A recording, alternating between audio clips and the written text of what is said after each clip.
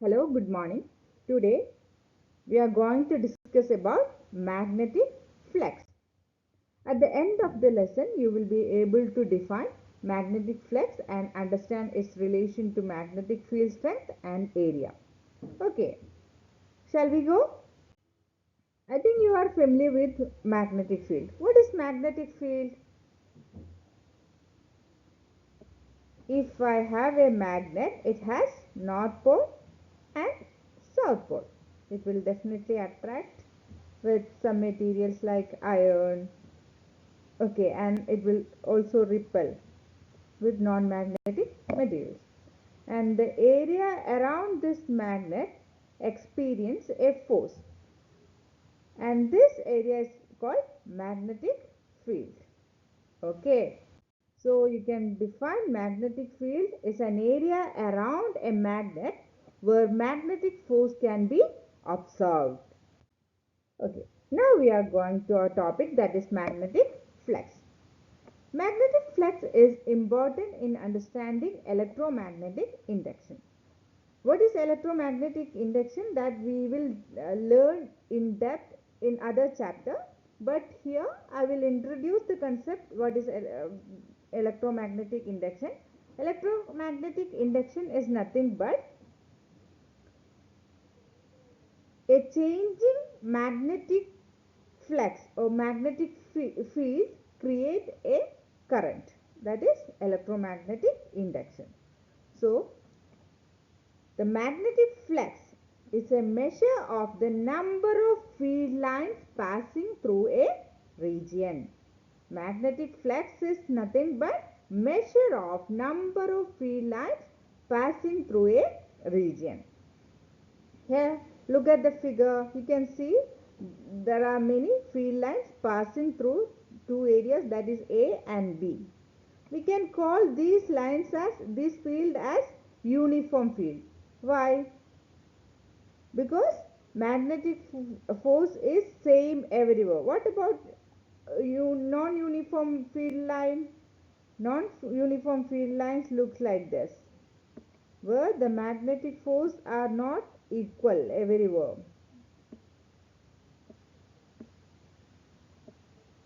These are non-uniform magnetic field, and here this is uniform magnetic field. Okay, so uniform magnetic field has a constant density of field lines throughout. Okay, and you can see here the number of field lines is more in B compared to A. So we can say that B has more magnetic flux than A. And the unit of magnetic flux is Weber, and magnetic flux is a vector quantity. In +1 you studied that the physical quantities are divided into two, that is vector quantity and scalar quantity. Scalar quantities is nothing but physical quantity that has only magnitude, and vector quantity is nothing but physical quantity that has both magnitude and direction. Here we can describe magnetic field direction, so it is a vector quantity. So I will explain once more. Magnetic flux is a measure of number of field lines passing through a region, and the unit of magnetic flux is Weber, and it is a vector quantity. Now can you tell me which area has more flux? Area A. Why? Because the magnetic field lines are more in area A than B. Below, the magnetic flux through a region A is greater than through B because the density of the field lines is greater in A. Okay. Now, we can find the relationship between B and phi. Magnetic flux is represented by phi. Okay.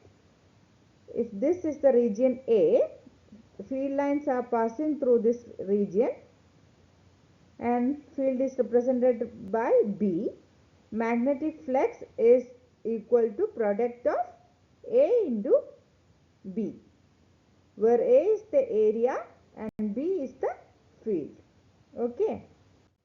Now, we can describe the flux linkage in a rotating rectangular coil. When the magnetic field lines are not completely perpendicular to the area, what will we do?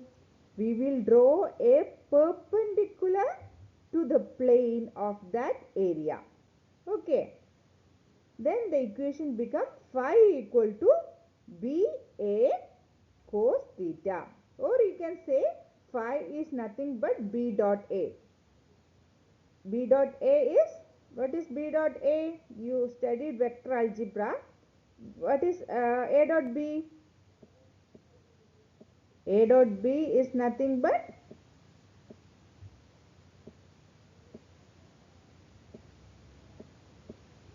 AB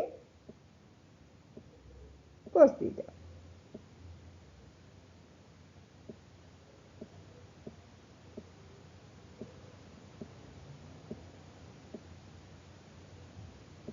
So here B dot phi equal to BA cos theta, where B is the magnetic flux density or magnetic field, A is the area, and what about theta? Theta is the angle between magnetic field lines and the line perpendicular to the plane of area. Okay, here we draw a line that is perpendicular. We draw a line that is perpendicular to the area. You can see this is the line. Okay.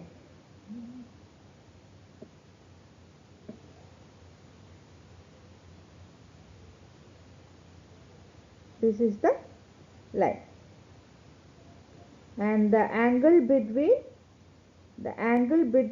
the line and the field is called as theta. Okay. So phi equal to BA cos. Now we need to know what will happen if theta varies. What will happen when theta is 0 degree? What is cos 0? Cos 0 is 1. So phi will be BA, that is maximum flux. That means the magnetic field lines are perpendicular to the plane of area. Okay. What about when theta is 90 degree? When theta is 90 degree, what is cos 90? Cos 90 is 0. Cos 90 is 0. Therefore, flux is 0. That means the magnetic field lines are parallel to the plane of area. Understood? Theta is, flux is maximum when theta is 0 and flux is minimum when theta is 90 degree. Okay, so far we had discussed what is magnetic flux. Magnetic flux is nothing but number of magnetic field lines passing per unit area. That is magnetic flux, and it is measured in Weber. It is represented by phi, and it is a vector quantity. We can define phi equal to B dot A, where B is magnetic field and A is area of cross section. Okay, and phi equal to B dot A or B dot A cos theta. And when theta is 0 degree, that means magnetic field lines are perpendicular to the plane of area. When theta is 90 degree, magnetic field lines are parallel to the plane of area. Understood? Okay. Now, can you answer this question? Magnetic flux is measured in the unit of Weber.